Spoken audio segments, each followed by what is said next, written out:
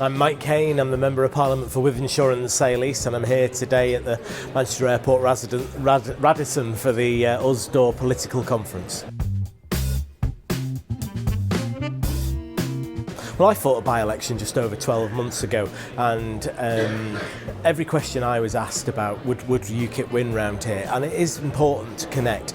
Trade unionism, the values of the Labour Party are about solidarity, and we have to connect with those people on the doorstep or in the workplaces around us. Now, UKIP play on people's fears of immigration, fears of their jobs, their futures, their families' futures, and we need to explode those myths. We need to do it day in, day out, both in the workplace and on the doorstep. Well, I think, first of all, we've got a leader in UKIP, Nigel Farage, who's a barber, coat-wearing, Welly Brigade, tally-ho, ex-Tory finance banker who went to private school. He doesn't, no way does he represent the views of working-class people up and down this nation. In fact, he doesn't have their interests at heart. We know for a fact that their policy is no future for the NHS. They want to either privatise the NHS or bring charities in to run the NHS. That would be going back to the 1930s, the 1920s, or the 19th century. Those type of policies, they would fundamentally impact on the quality of life that people in this room today have.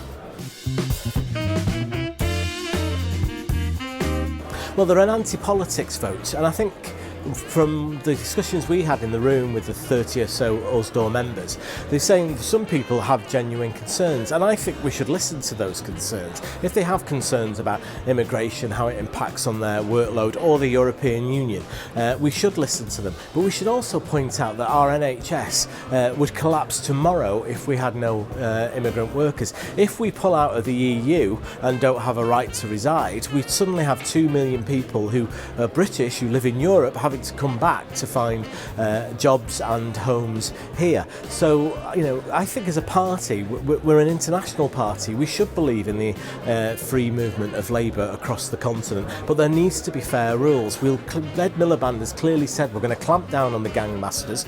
It's not right that jobs are only advertised in European Union countries that are based here, and we've also made commitments around companies that do recruit from abroad have to have apprenticeships for young people in this country.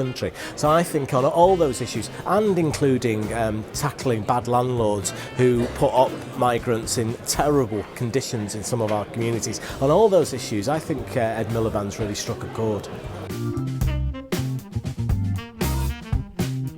We have a fundamental duty to explain to people on the doorsteps and in our workplaces that this election matters. This is an election about the many, not the few, about making workers and the right to work and those workers better off compared to the tax breaks for millionaires, about protecting and building upon our NHS or breaking it apart and privatising it. The issues are stark, the choice is stark, and therefore I think we have to say with enthusiasm to everybody in our communities and in our workplaces that your vote matters, and get out there on May the 7th and use that vote. I once worked on a 0 hours contract when I was a young man, and I knew the insecurity that brought me. We don't want continuing 0 hour contracts in the retail trade. Ed's been very, very clear about that. I think we can improve that situation. You can't have a situation where an employer employs somebody for 35 hours every week on a 0 hours contract. That is just not right, and we will see the end of that. But we've heard today about short hours as well. People not getting enough hours in the week to sustain themselves, let alone their families, and we will have to look at that. And also we've made specific commitments about raising that minimum wage to £8 and above, while also continuing to campaign for a living wage for trade union members and non-members up and down the country.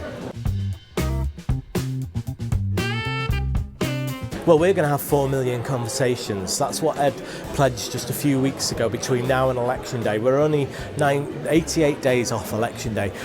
We don't have the money. The Conservatives have hedge funds backing them with tens of millions of pounds with the direct mail and the leaflets. But what we've seen is they have nobody on the ground. Here, where we're stood in Manchester, they have not won a single council seat since the early 90s. They've not won an MP in this great city since the 80s. So where you are organised and work hard, we can combat the millions that are being poured into this campaign by the Conservative Party. And therefore I urge everybody, every trade unionist, every member of society who cares, to have those conversations with their neighbours if you want to see that better future that Ed Miliband has talked about.